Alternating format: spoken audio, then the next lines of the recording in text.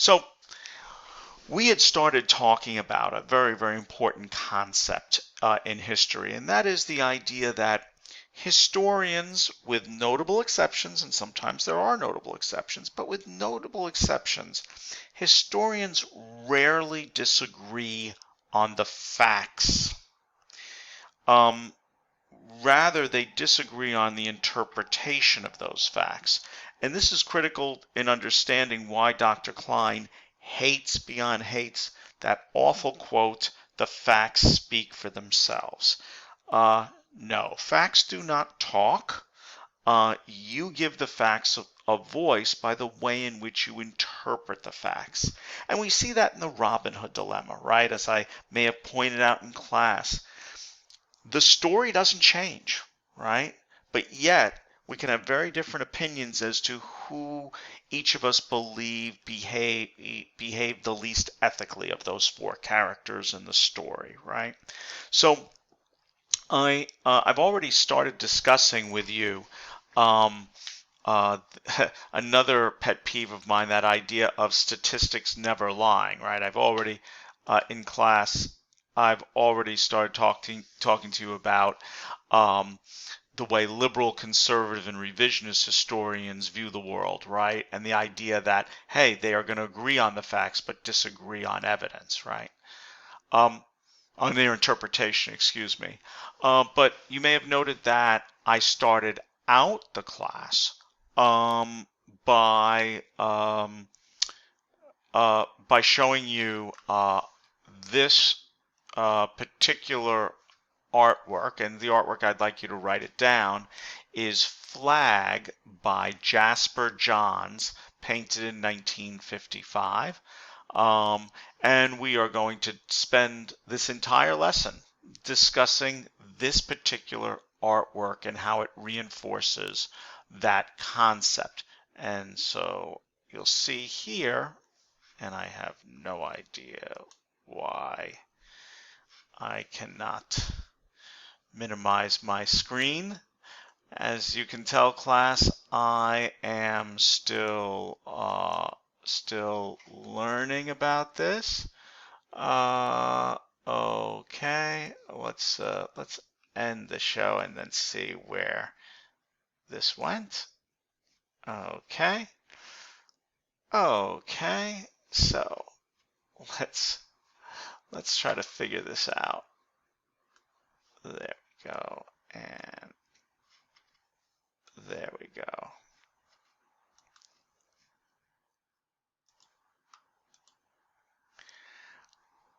Okay. Um, I had quickly asked you in our class when we got together is, do you think that this depiction of the American flag, which, so you know, for my artists in the class, the artist Jasper Johns used a paper mache-like canvas made of old newspapers, and then painted the American flag on it. And do you think the way in which the flag is depicted presents a positive or negative view of America's past, right? And then I kind of just left it at that. So what I'd like to do is I'd like to pursue this question.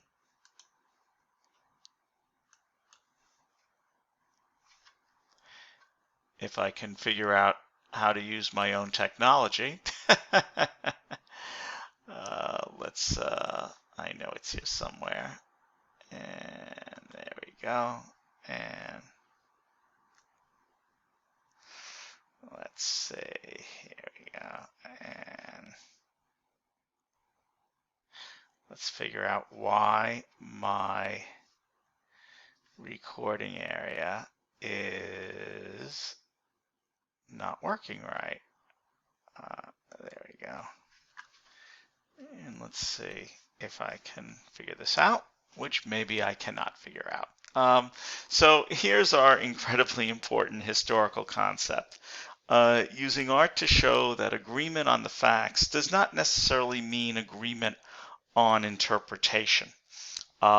So let's start with the issue of flag, and I'm going to start with a question, or actually I'm going to start with a quote of the day. We love our quote of the day, so here's our quote of the day. Art reflects the spirit and the circumstances of the age in which it was created. Art reflects the spirit and the circumstances of the age in which it was created. By the amazing historian J.D. Leisler, who is also my old boss. Um, so, one of the things, with that in mind, okay, if we just have that quote of the day, let me follow that up with a question, okay? And this is the question. Oh, a quick note about the notes, why I ask lots of questions. History often revolves around a lot of questions, but this is going to really help you with your note-taking ability, right? Okay, so here we go.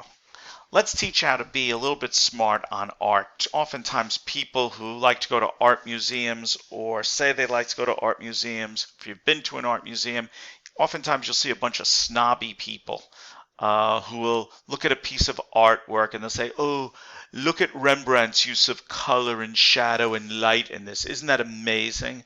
And they don't know what the hell they're talking about. What I'm going to be able to do is to actually help teach you some art history so you can sound really smart and become really smart on art. So with that in mind, I want to start out with a question, and it's an important question, okay? Of these three pieces of information, which do you think most historians would agree would be the most important when analyzing a piece of artwork? Do you think it would be A, the title, B, the name of the artist, or C, the date the artwork was created? And I will give you a hint. The hint is in the quote of the day. So if you are going to, by the way, so if you're going to think in terms of the quote of the day, what would it be? You feel free to even pause the recording if you'd like, if you want to take some time to think about it. Okay. Well, I just want to remember that I did give you our first magic number of the day. If for some reason I didn't, our first magic number of the day, our first magic number of the day, was the number 3. That was our first magic number of the day. I was very kind. I normally don't remind students of that. It's just that thanks to my wonderful concussion, I forgot whether I indicated that to you, and I just want to make sure that I did. The answer is C, the date. And it's important to understand why. If you ever had one of those so-called cool history teachers, you know, the ones who came in like semi-stoned into class and said, "Ooh, hi, I'm Mr. Mellows. How's everybody doing? I'm really not into dates, 1492, 1992, like, who cares?" Well, I have something to say about those teachers. They're incompetent. Dates do matter. Yes, you do need to know dates for this class, but you don't need to know dates because to be some kind of trivia expert, okay? The reason why we need to know dates is because dates reveals,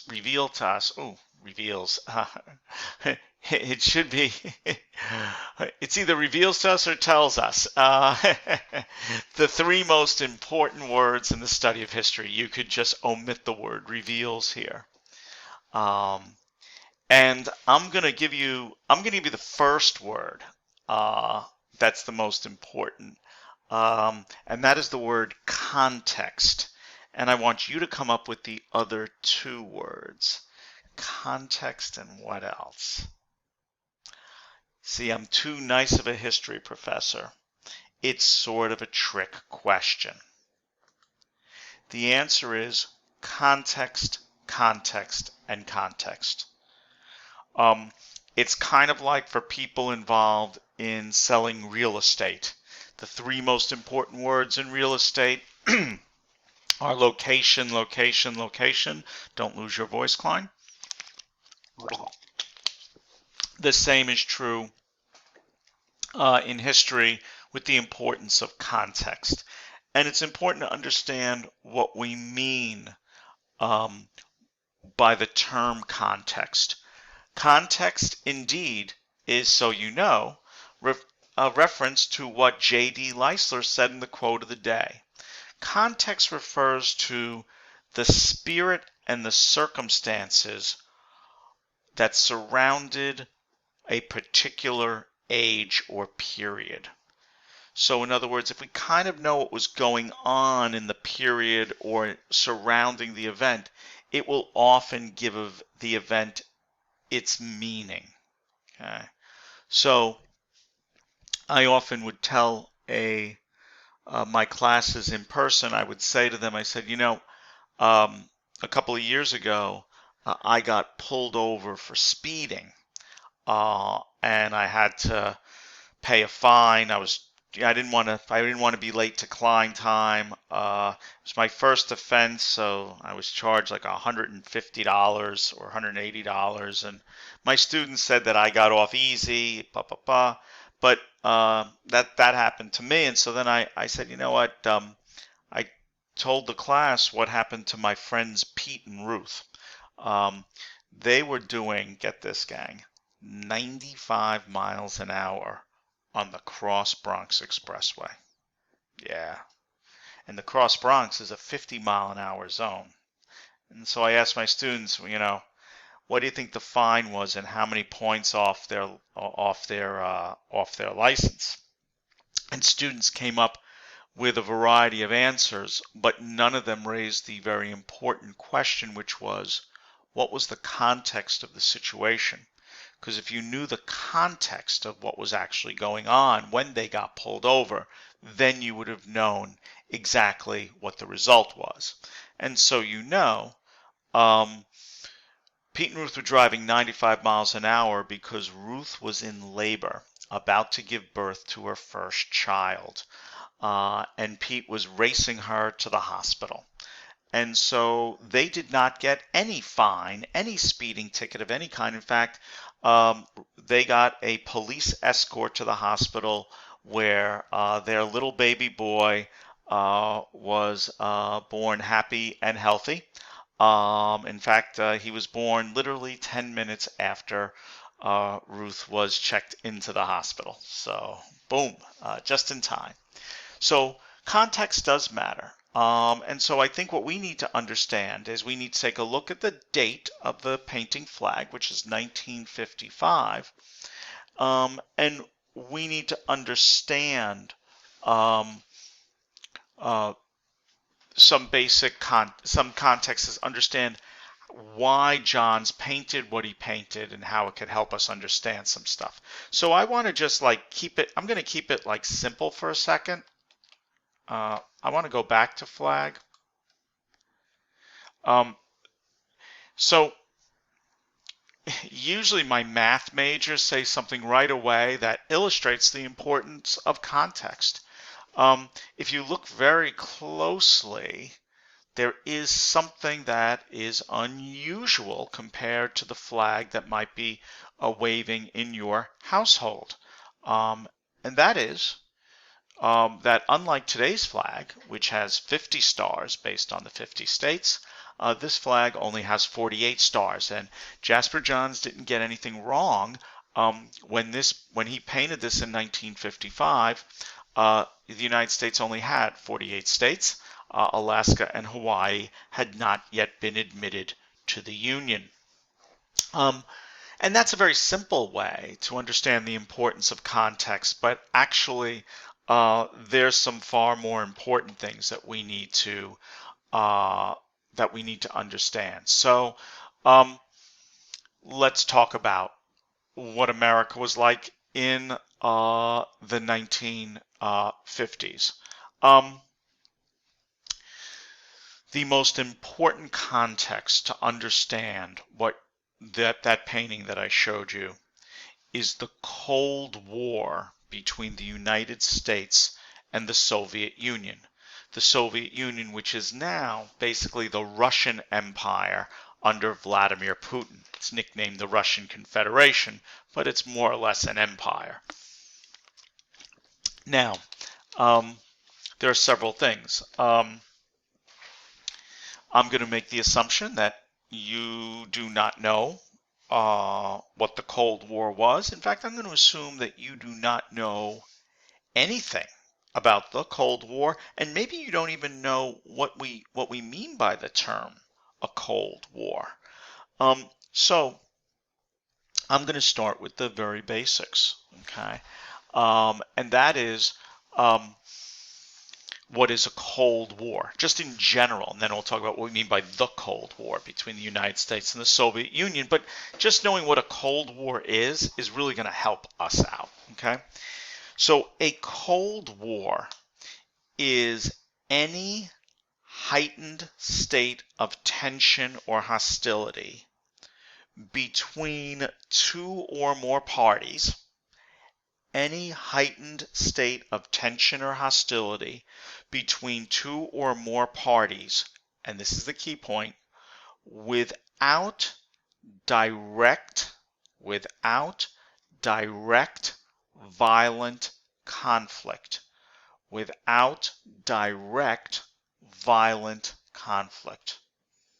So it's a very precise definition, but I'll test you out right now, so see if you understand it. So let's say Dr. Klein is in a Cold War with a guy named Bill. If I were to obey the terms of that, can I punch Bill in the face? The answer to that would be no, because that is direct violent conflict. In other words, I am directly, me, instituting violence against my opponent. Okay? So let me test you out.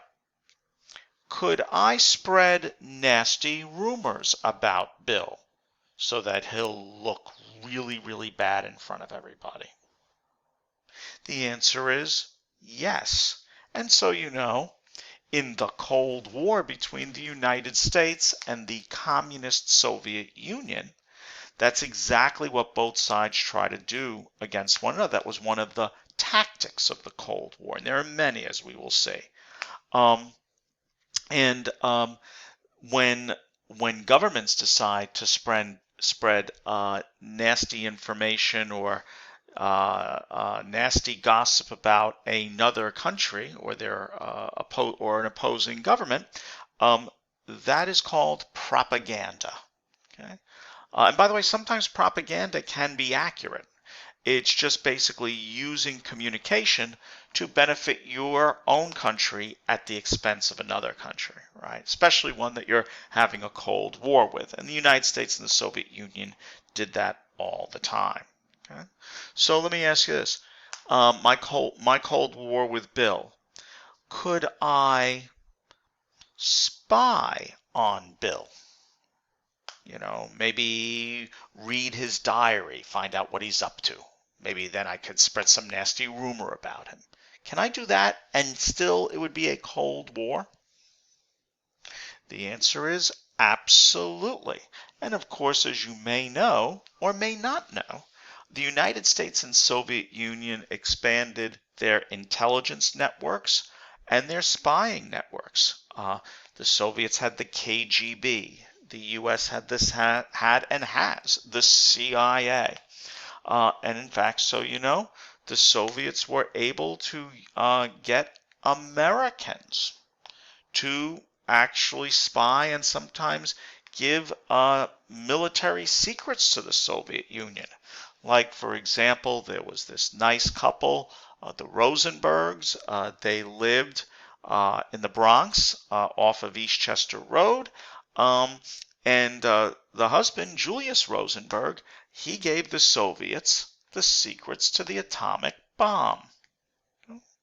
So understand that spying can be a very, very effective tactic if used well in a Cold War. Now let me really test you out. Question. I'm in a Cold War with Bill. Can I have one of my friends hit one of Bill's friends without it, with it still being a Cold War between me and Bill? The answer, so you know, is yes, it's still a Cold War. And we have a special term for that type of action. It's called a proxy war, which means you have others fighting on your behalf. Okay? And something you should note, okay, the United States fought a proxy war against the Soviets in Afghanistan in the 1980s. Okay? The Soviets fought a proxy war against the United States in Vietnam. Okay? Let me give you one more. Can I hit one of Bill's friends and still be a Cold War? Yes.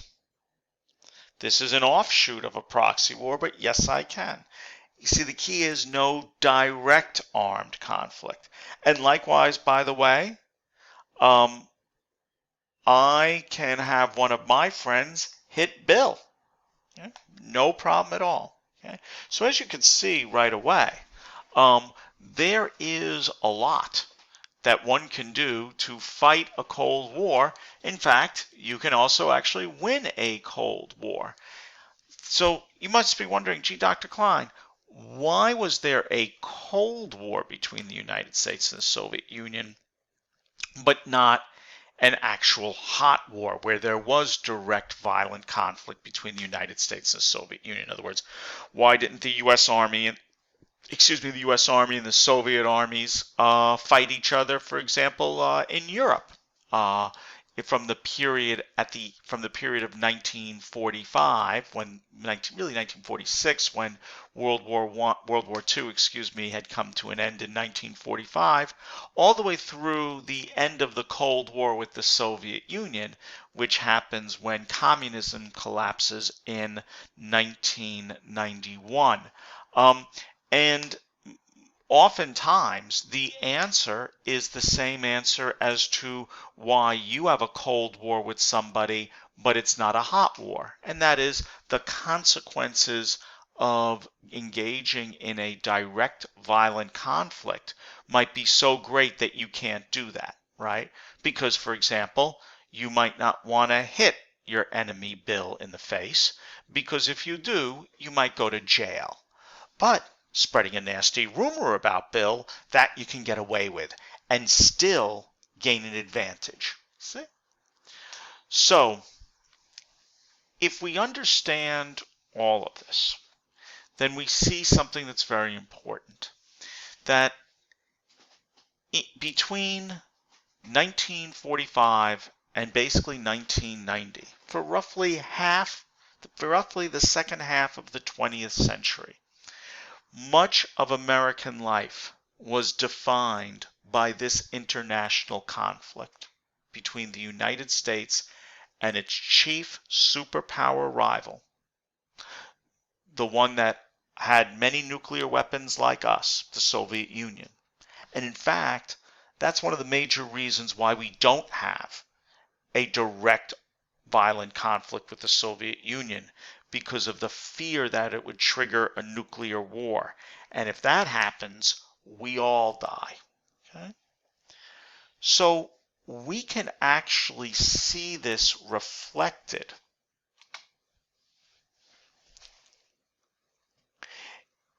in Jasper Johns' flag. How so, Dr. Klein? Well, whenever you're in a war, whether it be a hot war or a cold war, one of the major themes of that period becomes patriotism and loyalty to one's country.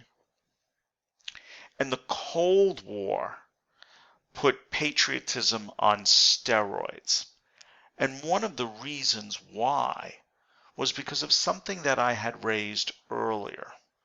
And that was that both sides were trying to get members of each other's countries to side with them in the Cold War. And it raised a question. For example, I talked about Julius and Ethel Rosenberg, who, by the way, were tried for treason and were executed for it, by the way, in Westchester County at Sing Sing Prison. And the judge who ordered their execution, Judge Leonard Kaufman. So one of the big issues in the 1950s, in particular, when the Cold War was especially frosty, was the issue of national loyalty. So the fact that Jasper Johns chose the theme of the flag as his artistic depiction is not unusual at all. The question for us really is what was Jasper Johns trying to say? In other words, what is the message here? Is the message of the painting flag is that the U.S. has had a glorious past or a shameful one? Let's go back to that painting. Glorious or shameful? And while you're thinking about that, I'd like you to do is I want you to maybe pause the tape for a minute and just give a quick indication as to what you think the answer is. Is the way the flag is being depicted? Is it being depicted to show America has had a glorious past? Like, for example, if we had created a textbook and just put this on the cover, would the contents of the textbook suggest that America has had a proud past, or quite the opposite, a shameful past? What is the answer? Okay.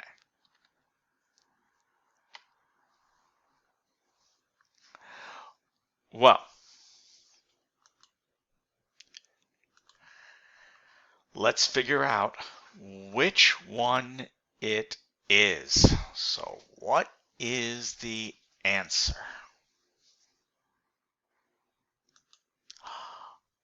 The answer's already been given. Check out the original point of this. Oh, wait a minute.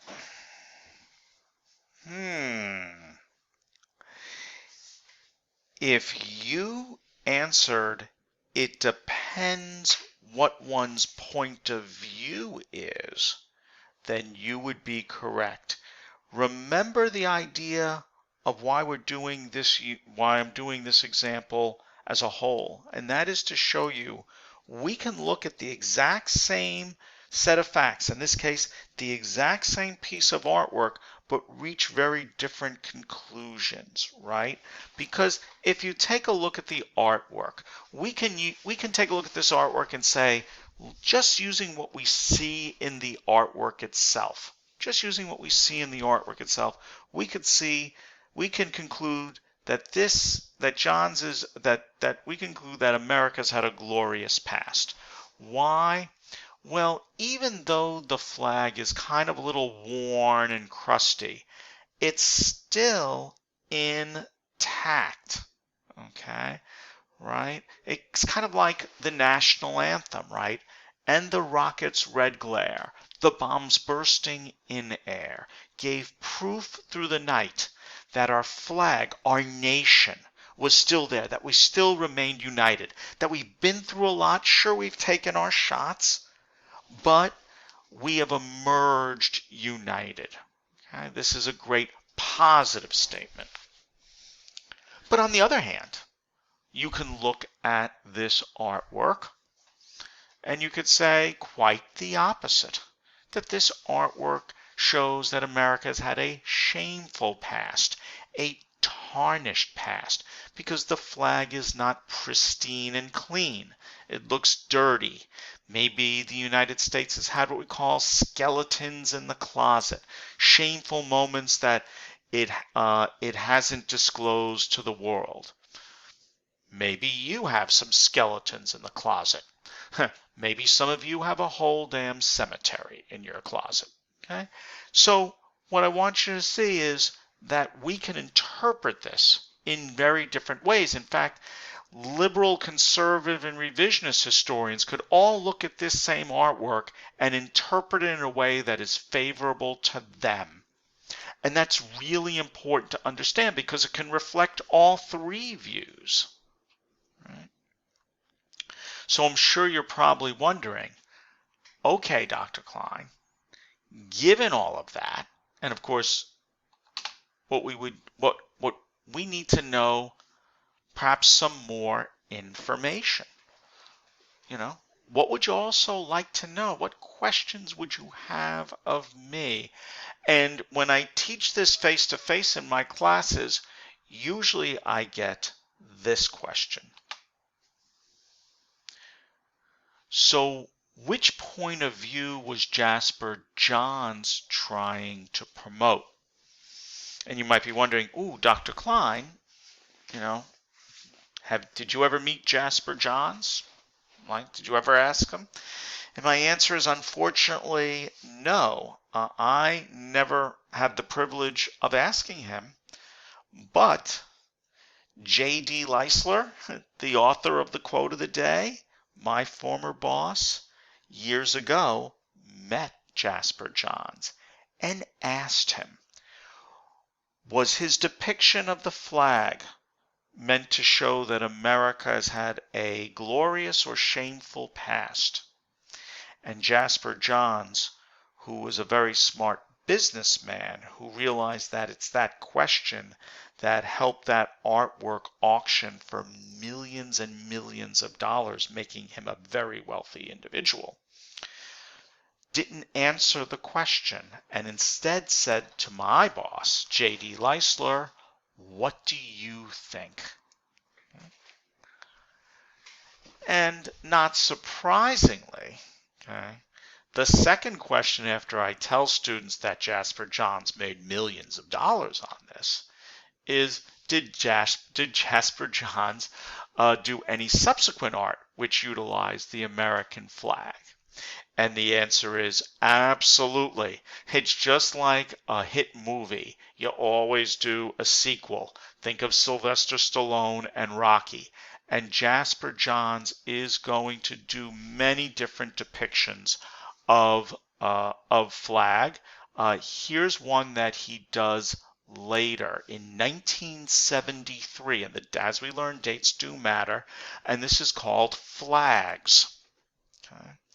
And it's very, very, very interesting that many art historians have argued that unlike Flag, which has this mysterious question about what was Johns trying to say about America, this one might be a little bit more transparent for several reasons. First, notice in his depiction of America, he's depicting two flags, suggesting the idea that maybe there are two Americas, or that America is divided. There's also something else. Notice the direction that the flags are hanging in, directly vertical. There are some art historians who argue that Johns was trying to allude to the fact that when a ship is in distress at sea, it will hang its flags vertically to notify other potential ships in the area. And so this is saying that America was divided and under stress. Let's take a look at that date again. 1973. Well, was America divided in 1973? Was America under stress in 1973? The answer is an emphatic and complete yes. America was very, very, very divided over the Vietnam War.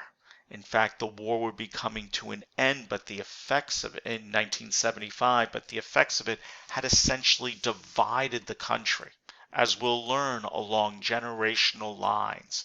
So there again, we see the idea of having art reflect the spirit and the circumstances of the age in which it was created.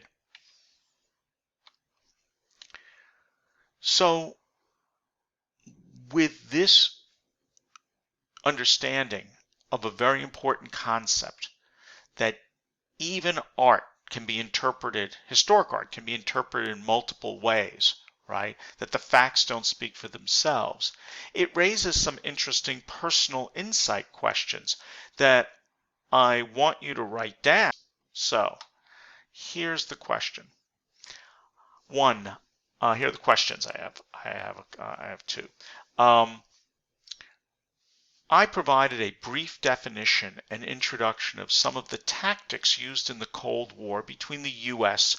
and the USSR, the Soviet Union. For those of you who want to know what does USSR stand for, it's the Union of Soviet Socialist Republics. It says, discuss a Cold War that you or someone you know personally was involved in. Which tactics discussed in class were utilized? In your personal Cold War. I don't know why there's two yours. It should be in your personal Cold War. Okay. And our second personal insight question. And it's our last personal insight question. So it says, Jasper Johns' flag centered around the issue of patriotism and national loyalty in the 1950s. In fact, the U.S. has more displays of its flag by private citizens, more than any other country in the world. On a scale of 1 to 10, and there are important reasons for that, which we will learn in this class, by the way. On a scale of 1 to 10, with 10 being the most patriotic, what score would you give yourself regarding your own level of patriotism to the country that you identify with? So you know, we actually have, and I have taught students who now with the era of remote learning, who are actually taking this course abroad, overseas, in the country, in their home country. And so it'd be very interesting to see what you say about your own country. Why? Okay, what accounts for that number? And in your answer, be sure to give me a sense of what your definition of patriotism is. And just so you know, a dictionary definition is really not going to help you, because patriotism is sort of like love, easy to feel, but very hard to define. Well, on that note, we have reached the end of this asynchronous lecture on Klein time. It was a pleasure, and remember, Klein time is always your time to shine.